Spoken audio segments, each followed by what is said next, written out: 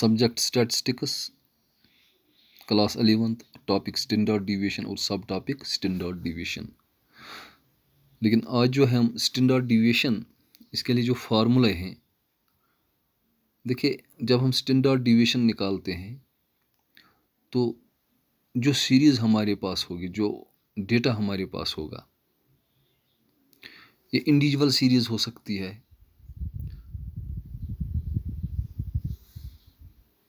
और फिर जो है फ्रीक्वेंसी डिस्ट्रीब्यूशन की हालत में होगी। उसमें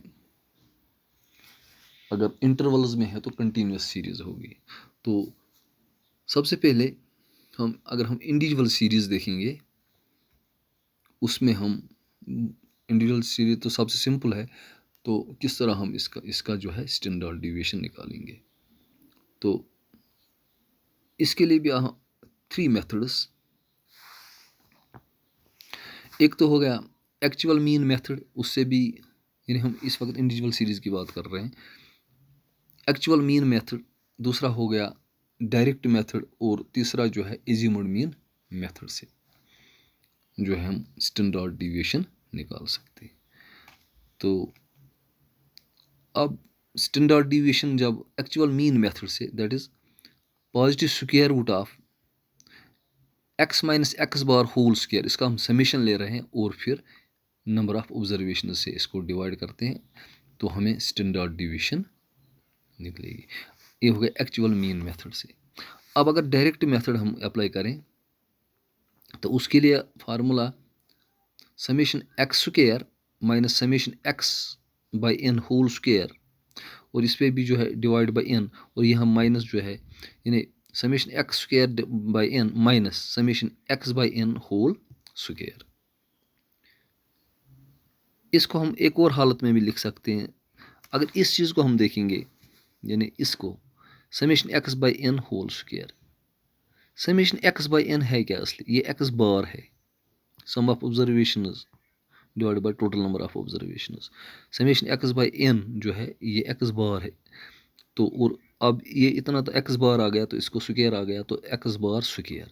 इसका मतलब इसके बदले हम एक्स बार स्क्वायर भी लिख सकते हैं। तब ये फार्मूला क्या बनेगी, यहाँ तो summation x square by n तो वही है, माइनस तो अपना ही है, और समेशन एक्स बाई एन इसका एक्स बार है और ऊपर स्क्वायर है, तो चाहे इस सूरत में लिखें चाहे इस सूरत में। अब एज्यूम्ड मीन मेथड, यहाँ हम मीन करते हैं, जो एज्यूम, आपने मीन पे तो काफ़ी सारे क्वेश्चंस किए हैं, और पहला ही टॉपिक उस पर हमने डिस्कशन की थी। अब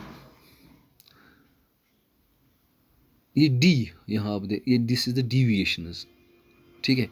स्टैंडर्ड डिविएशन, इसके लिए फार्मूला है positive square root of summation d square by n minus summation d by n whole square. ये डी क्या है, ये डिविएशंस फ्रॉम द ऑब्जर्वेशंस, जो आपके डी जो है that is x minus A, assumed mean लिया आपने, और फिर हर ऑब्जर्वेशन से जो है हमने इसको सब्ट्रैक्ट किया, ठीक है, एक्स माइनस ए। मगर ए क्या है, एंड ए, अगर ए जो है इट इज़ एज्यूम्ड मीन। तो ये फार्मूला हम अप्लाई करेंगे आगे। अब in case of frequency distribution, क्योंकि अगर फ्रीक्वेंसी डिस्ट्रीब्यूशन तो इसमें एफ का रोल भी होगा, इंडिविजुअली हर एक में एफ होगा। तो in case of frequency distribution sigma, यही मैंने, ये सिग्मा जो है स्मॉल सिग्मा, इसी को हम standard deviation usually we denoted by, this is the Greek word, तो इससे डिनोट करते हैं, that is positive square root of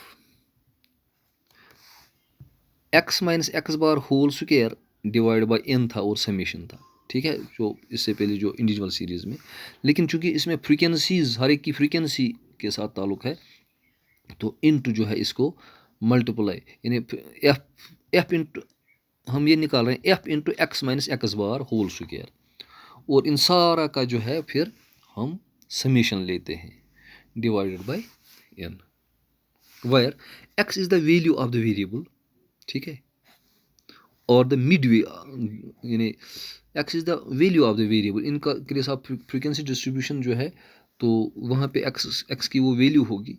लेकिन अब अगर कंटिन्यूस सीरीज है तो उसमें जो है वो इसका मिड पॉइंट एज जो है उसमें जो हम मिड पॉइंट निकालते हैं, ठीक है, तो वहाँ पे वो मिड पॉइंट होगा, mid value of the class in case of grouped और कंटिन्यूस फ्रीक्वेंसी डिस्ट्रीब्यूशन।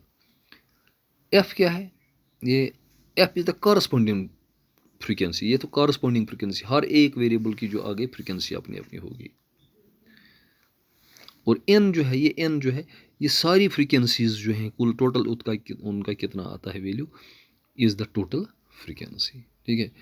तो इस तरह भी हम जो है कर सकते हैं। ये जब जब हम इंडिविजुअल सीरीज़ की बात कर रहे हैं तो ये actual mean method, direct method और एज्यूम्ड मीन मेथड, और इनके साथ आपने देखा फ्रीक्वेंसी डिस्ट्रीब्यूशन में ये फार्मूला हम अप्लाई करेंगे। Now the class is over, thank you.